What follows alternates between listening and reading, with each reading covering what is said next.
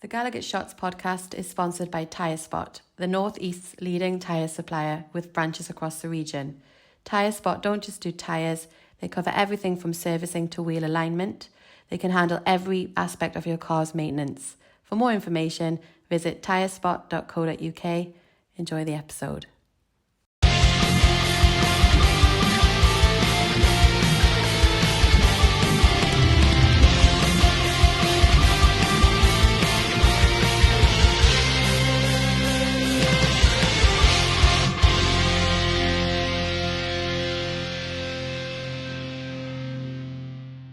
Hi everybody, welcome back to the GallowgateShots YouTube and podcast channel. We are back with another match preview, and this one is for the Manchester United away game. Christmas is over and done with. I hope everybody had a nice time, but it is a shame that we are now back on the gooch of Christmas, as I like to call it. A little part where nobody knows the day of the week and nobody knows what time of the month it is or anything like that. It is just no man's land. But there is Premier League football to keep us all sane. I'm Scott. I'm your host for this one, and I'm joined by Daryl and Nichol. Boys, hope you had a lovely Christmas. We'll get straight on with the preview. So it's Man U. It's on Monday, the 30th of December. It's an 8 p.m. kickoff at Old Trafford, as long as the mice don't cause too much problems. And it is live on Sky. Man U, are they doing well? Right. I think they're doing well for Man U, are they? 14th in the league on 22 points. I think that's par for the course. 6 wins, 4 draws and 8 defeats. They've got 21 goals scored and 24 goals conceded, giving them a -3 goal difference. And just before we get started, here's some commentator stats as always. Man U have lost just one of their last 39 home games against Newcastle, winning 28 and drawing 10. Going down 1-0 in the December 2013 match under David Moyes. I think, Daryl, you were at that one. You were saying I was, yeah. off camera. Great day out Indeed. Newcastle have won 2 of their last 3 Premier League games against Man U, though, with only losing 1, and as many as they had in their previous 16 against them, which was 4 draws and 10 defeats. Man U have lost their last game of 2023, 2-1 against Nottingham Forest. They've not lost their final league game in consecutive calendar years since 1985 against Everton and 86 against Norwich. Newcastle haven't won their final league game in any of the last 7 calendar years. That's 5 draws and 2 defeats since beating Nottingham Forest. There's a trend here. 3-1 in the Championship back in 2016. Their last Premier League victory was in 2014 against Everton, which was a 3-2 win. No team has lost more Premier League games since the start of December than Manchester United in 4. They last lost more league games in a single calendar month back in September 1962. So there's a hell of a record there to be broken. No side have conceded more goals from a corner in Premier League this season than Manchester United. That's 9. That's level with Wolves. It's the second goal. The one that they conceded, was it yesterday? Second goal that Man U conceded directly from a corner in the competition after the one against Bournemouth in December 2015. So there you go. All fun and games. Are we looking forward to this one, boys? Are we confident? I think we should be, right? Nichol, yeah, definitely. How are you feeling? Me, I am feeling confident, but you just read out all them stats, and now I'm a little bit less because they're all in the favour of Man United. But maybe that was just when Man United were the great Man United. So, yeah, a little bit in 2 minds about this one. But you know, after the week and a half that we've had, I think we have every right to go into this thinking, you know, try and win it. If not, get a good point away from home. Yeah, and I think, Daryl, that might be the thing, as obviously Man U, new manager, they haven't really had that new manager bounce that everyone expects. Although, you know, they did beat Man City a couple of weeks ago and they've had a couple of good results. But I think the problem is the manager sticking with a 3-4-2-1 formation. I don't think he's got the players to play in that formation, and especially one of the players this week, because there's a couple of suspensions as well. Yeah, I mean, you know, those who were watching the game last night would have seen Bruno Fernandes get shown 2 yellow cards, which means he misses the game on Monday. And to be honest, you know, what I'll say is, if you remember, right, this is a little bit of a story time here, right? If you remember when David Moyes first took over at Sunderland, right? And he told them at the start of that season that we're in a relegation battle, and they all kicked off at him about that and said he was, being defeatist and all that. Well, you listen to what some of the things that Amarin's been saying in the last couple of weeks, and about how it's it's going to take a bit of surgery, he's going to need a total rebuild and all that. And then I think he said yesterday that it was going to be difficult, and that the supporters would have to be able to weather a difficult or like a tough time coming through. And he even said yesterday, when he was asked about the game on Monday, it was something along the lines of that, about when when he was asked about what threat we pose, and he said when we get around their box, we are dangerous, and we will have to be able to cope with that. Now, a lot of people would interpret that the same way as the Mackems did when David Moyes took over down the road. And, I think I do actually hold Man United fans a bit high regard of this, and I think they'll understand what he's saying. But as we all know, we're all very fickle people in the football world. And, not everybody gets the time that they need to do the job that they need to do and to turn that form around. And I've just got a funny feeling that he might not last very long. And even though he's trying to be honest, and it didn't work with Ten Hag, and we all saw what happened there. And do we really think that they've got the patience to go with this? And it's been a problem with Man United for a long time now, where people aren't getting the time that they need to turn the place around, and the ghosts of the past are still lingering. And there's a lot of people who are there who have been there for a long, long time, and possibly a lot of people who hold influence who shouldn't. So there are problems, and it's widely known that the issues that they have are deep rooted, and it's going to take a major job to get it all sorted out. But yeah, you mentioned the suspension. We mentioned Bruno being missing. I think Ugarte is missing through suspension as well, and then obviously, as Nichol will probably tell us, there's a couple of injuries on top of that. But that you mentioned there, they're out of form. They're not doing very well. We're in form. We're doing very well, and to be honest, it's about time we did something to them at their place properly. Not just a 1-0. We had a 3-0 in the League Cup last season or the season before, and I think we are due to punish them. Oh, punish them! I think we need to give them a bit of a punishment. No holds barred from Daryl there. Nichol, yeah, Daryl mentioned the suspensions of Bruno Fernandes and Ugarte. Obviously, we know about Ugarte from the Paris Saint-Germain game, so I'm not quite sure if it's a good thing or a bad thing that he's suspended, because he didn't turn up in that game. And I think the same could be said a little bit about Bruno Fernandes. Obviously, he's a world-class player, but his attitude has a tendency to rub off on other players on that pitch, and it kind of shows. So, again, it could be a good thing. It could be a blessing in disguise for Man U that he doesn't play. Yeah, I mean, he is their captain, isn't he? But he took it over from Harry Maguire, didn't he? So, but I think he was maybe given that because he's probably their best player at the moment. Well, he is their best player at the club, rather than maybe his leadership on the pitch. He sort of seems to like throw his arms up a lot, and I think other players that's rubbed off on the rest of the squad. So you've mentioned the 2 suspensions there, but we've also got they've got Victor Lindelof injured at the back, but I don't think he would have started anyway, because they go with Euro, Maguire and Martinez, or they did against Wolves in the last game.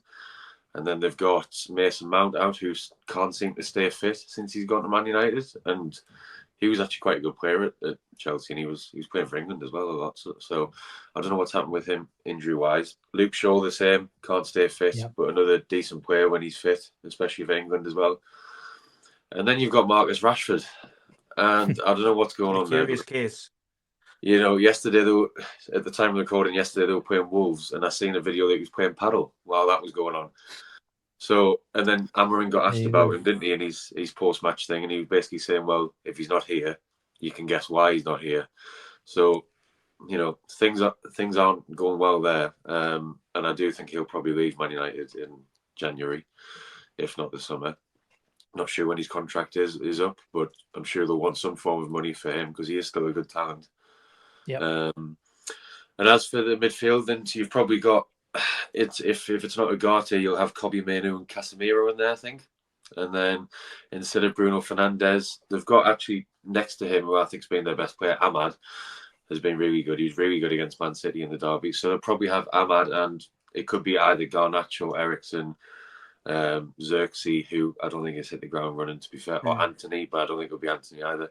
So probably Garnacho, I would say, out of all them, behind Hoyland up front. And Hoyland's a young striker, but I don't think he's quite there yet. But he looks okay as well, and he can grab a goal. Mm. And that's the thing I suppose we've got to be wary of, and obviously show Man U a little bit of respect at Daryl, is that they have got players who can still hurt us, even though they've got some big names out. One thing they have been criticised, I think even in the Wolves game, you saw it, that they're quite slow at moving the ball around the pitch. They tend to be, I don't know if it's indecisive, I don't know what it is, but their passing doesn't seem to be as slick as it maybe once was. That's prime for us, for the press that we put. They saw the lads yesterday, pressing Villa high up that pitch. You just feel like it's going to be same again. If Man U are dawdling on the ball or they're not getting rid of the ball quick enough, we're just going to pounce on them and it could be playing right into our favour here.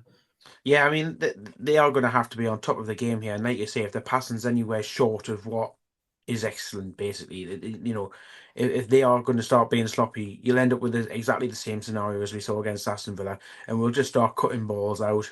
We'll start overloading them in those dangerous areas that we love to be in. And it'll really put them on the back foot. And, you mentioned there, I did say earlier about punishing them and all that, but you're right. They are a team full of world-class players. World Cup winners in some respects. And they should be doing so much better than what they are. But like we've said, the problems that are happening behind the scenes is obviously leading to the troubles on the pitch. And it always comes from the head down. You can never escape these problems while they're so prominent. And Hoyland is a prospect. He's been banging them in over in Holland or Denmark or wherever he was, and he will be a dangerous player, but at the minute, because the way the form is, it's just not happening. And the same goes for everybody on the pitch for Man United. Casemiro is an experienced World Cup winner, but when you talk about pace, he hasn't got any, really, has he? Mm. And he uses his football mind to get himself out of trouble or to make up for his lack of pace. Mainoo's probably their quickest defensive midfielder, but that's purely because of his youth, really, and he's learning as opposed from Casemiro. But like I say, the whole team's disjointed, and it's like it should be like pairing like a Mercedes Benz or a Rolls Royce, but it's not, because it's currently got broken cogs in it, and they're just they've been so badly like trying to, not badly, but they're just not finding the right feet, and they're just so out of form. It's just killing their momentum, and I fully hope that we can use our outstanding Eddie Howe press to really put it on them and really cause them a lot of problems. Yeah, and here's hoping, Nichol, obviously after the game at the weekend, we can maintain the press that we've had, because obviously it's quite a short turnaround. But there's probably enough time. I think the lads will be well prepared. They'll probably have a rest today, the Friday that we're recording this, and then in over the weekend for preparation and training for Man U. Obviously we saw Kieran Trippier come in to replace Tino Livramento at the weekend, but then we also saw Kieran Trippier go off injured the weekend as well. So I think when we come to the lineup, that's probably the bigger talking point of who's going to start there, because we hope Tino was just either a Christmas hangover or a little bit of illness that he can shake off by Monday. But if he doesn't, we've also got Emil Kraft out injured. We could have a bit of a problem at right back if Trippier's not fit. Put a big caveat on that as well. Yeah, so we obviously don't know who's fit and who's not, but I think it was just illness, wasn't it, for Tino? So let's hope it's just a bit of a cold or a flu, and he can be better by Monday. Undercooked turkey. Let's hope we just had this. But I think Trippier was one of the standout players against Aston Villa. Actually, I thought he did really well. And he amazed me actually yesterday when I was watching how many headers he wins, because he's not the biggest lad, and he wins a lot of headers. He was beating Morgan Rogers a lot in the air against Aston Villa. But I think if they're both fit, I think he'll go back with Tino, if I'm honest. But I think Trippier's done his case. I mean, we all know how good Trippier can be. He's had a few purple patches here and there, but he's still a top right back and great professional. So I think if Tino is still ill, and then hopefully Trippier's injury was more of just a precaution to bring him off, and and it was it was strange seeing Matt Target back in a black and white shirt. It was especially at right back as well. But Yeah. you know, he did all right, to be fair, when he come on. But yeah, it's good to see him back. But yeah, hopefully Tino can shake off his illness, and if not, we've got a good replacement there in Trippier if he's fit. We do, yeah. Daryl, mate, obviously the middle of the park, I don't think you would change one bit after that performance. You know, there's an argument that Miley comes in ahead of Willock in terms of the player to change a game, because he came on again and he's performing again, and he's looking twice the player he was last season, and he wasn't a bad player last season, so he's looking like he's beefed up a bit, he's bulked out a bit, and he's just picking up right where he left off last time.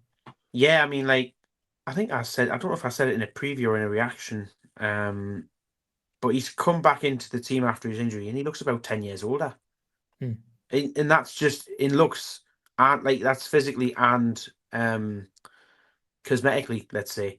You know, he looks like he's really grown into a really solid young man there, and you know, the glimpses that we've seen him. You know, we saw him at Ipswich, we saw him against Aston Villa.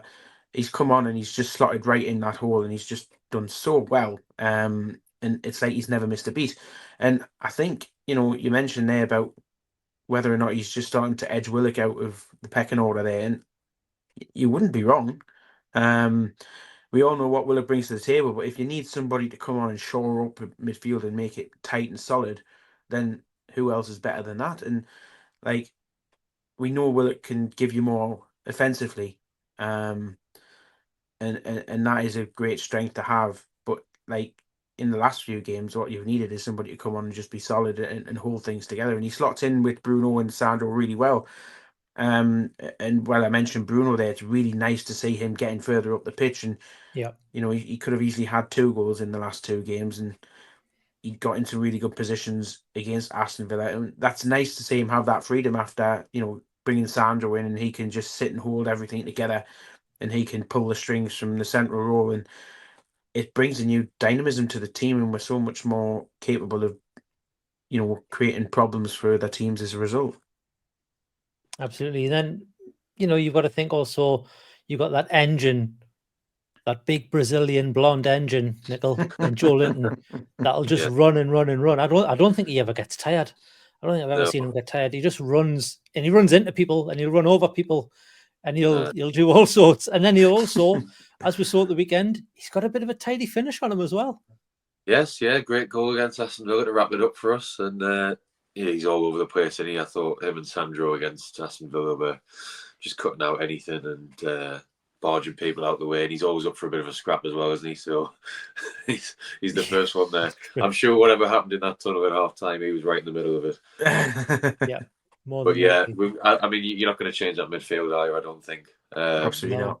What I will say is, though, you know, you've mentioned Joe Willock there. I remember in the cup game last year, he was really good in that. When he did score a really nice goal in the second half. So if Man United are looking a bit stretched, he could be someone who we could bring on for a bit of legs. He's very good carrying the ball as well. So, but yeah, you're obviously going to go with that 3, I think, permitting everyone's fit. So yeah, should absolutely. be good.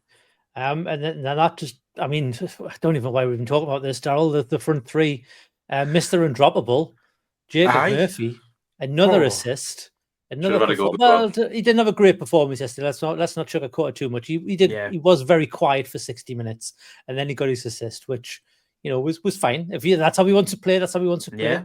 That's how some of the best players in the world play. And you know, we'll he's arguably our player of the month for December is Jacob Murphy. He has to keep his place, right? I don't think, unless there's any injuries or anything like that, he has to stay in that right-hand side.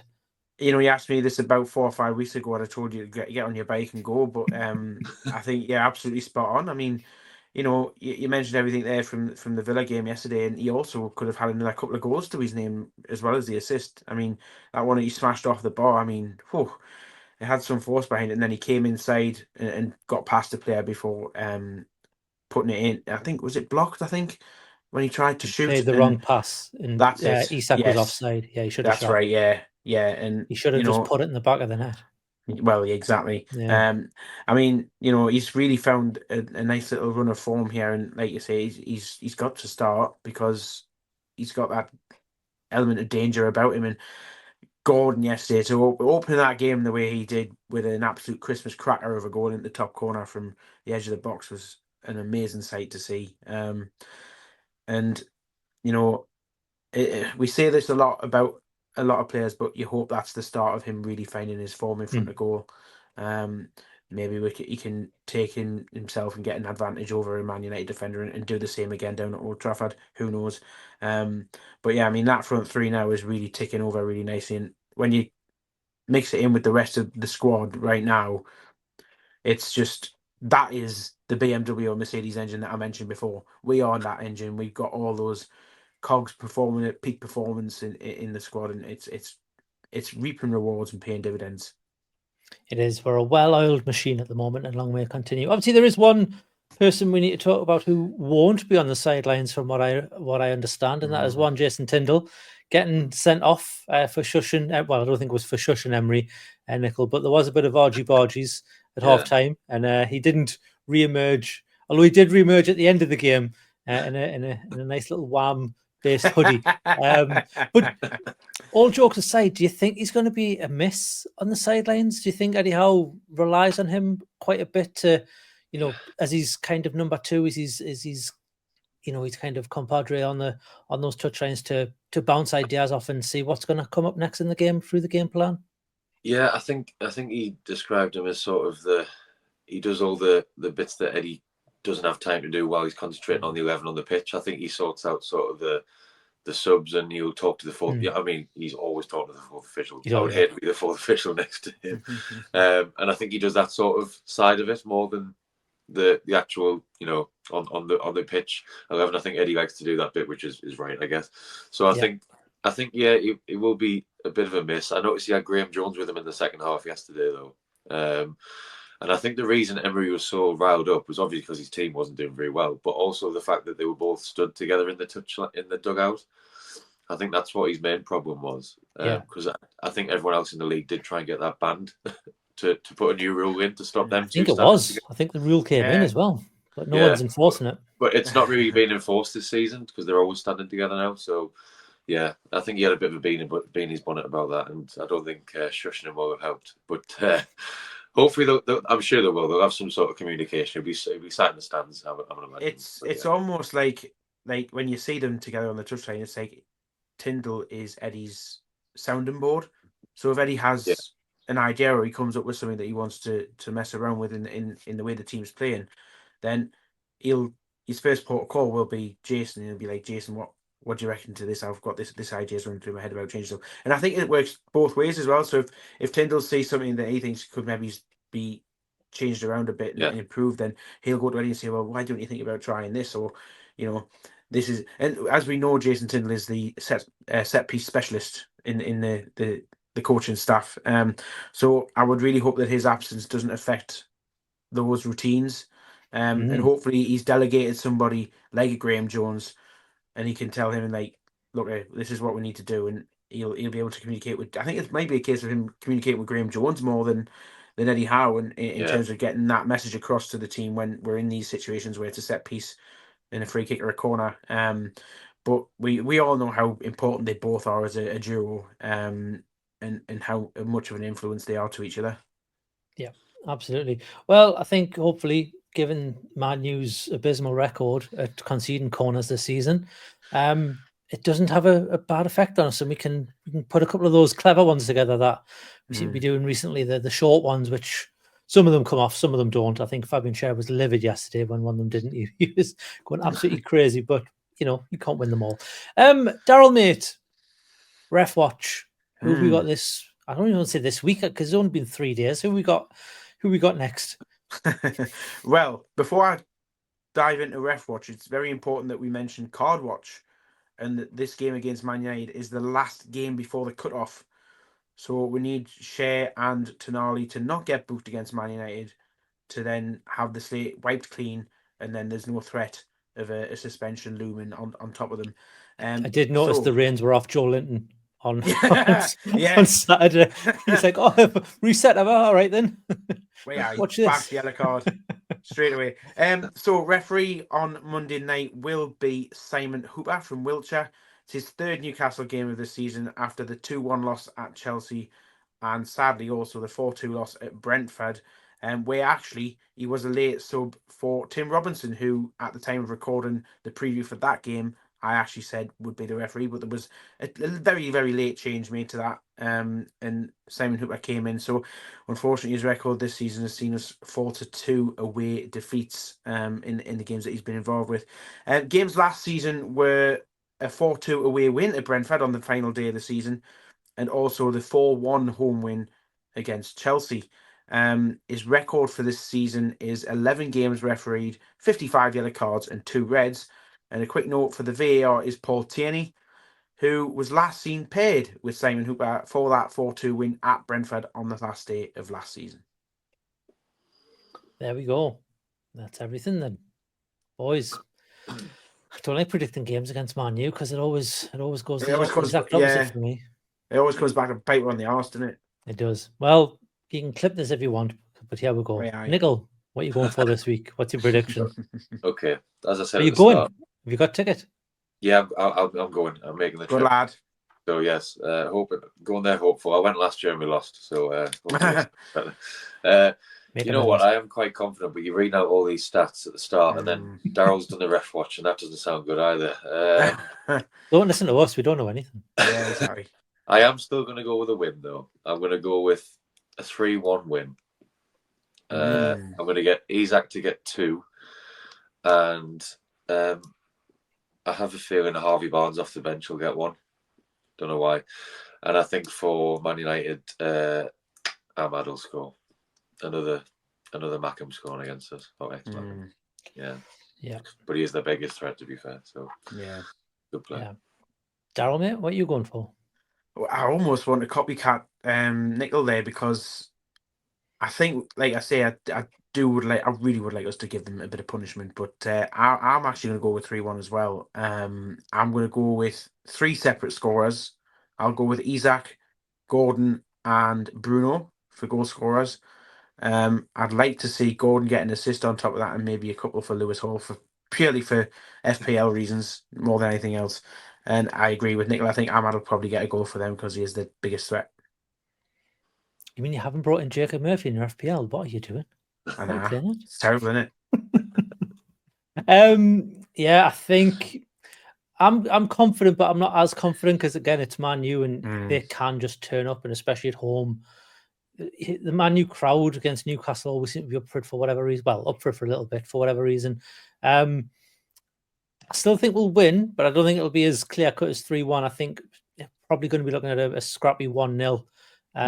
Well, maybe it's not scrappy. It's probably the bad word, but a 1-0 win, a comfortable 1-0 win. Maybe we should probably put it that way. I don't think Man U will cause as much of a threat. I just think they'll not be able to live with our press. If they're moving the ball around as slow as they have been, it's just going to be prime for us to nick the ball and get some. Our biggest problem away from home has been not taking my chances and not finishing, and I think that's going to be another one of them stories, but we may eventually get one. I don't think we'll score early. I think 30-second, 1 minute 20 goals. We'll save them for St. James's. But I think we'll get a first half goal, and then it's going to be us knocking at the door for the rest of the game, and unfortunately we won't get another answer, but 1-0 will finish, so that'll be enough. I'm going to go Jacob Murphy because I've mentioned about 6 times in this game he's going to get a goal. He's going to smash one from 30 yards out. So there you go. There you go. That is our predictions. That's our match preview. Let us know in the comments below what you think, how you think the game's going to go, what your predictions are. And if you're a Man U fan watching, I mean, do you bother about this season? Is it already written off? It sounds like your manager's written us off already. I think he made a comment today saying he doesn't know how long this is going to take. Not a good thing to be saying. But anyways, how he is doing? How he is doing? do you need a hand? Do you want to watch some decent football? Come watch us for a bit. Yeah, come watch some but yeah, let us know in the comments below how your season's going so far. What you think this game's going to go. And while you're down there, anyone who's watching, you can hit the subscribe button. You can hit the notification bell to be notified when new videos go live. And we also have a membership program. It's $2.99 a month. That gets you early access to videos like this, as well as exclusive access and content throughout the season. Boys, can't decide if I'm looking forward to this one or not, but it's a Monday night, so why not? I'll be my first day back at work for 2 weeks, so we'll top it off with a nice Newcastle win to just get rid of that memory of going back to work, maybe. So I think it'll be a good one. Nichol, safe journey down. Thank you. Safe journey back. And we will see us all. What's the next game? Tottenham, isn't it? In the new Tottenham. year. Yes. But it will be in the new year. Yeah, we'll be a year older. We'll be a year older the next time we see us. Yeah. Thanks, Daryl. Thanks, Nichol. Thanks, everyone, for watching. We'll see you all in the next one. Ta-da.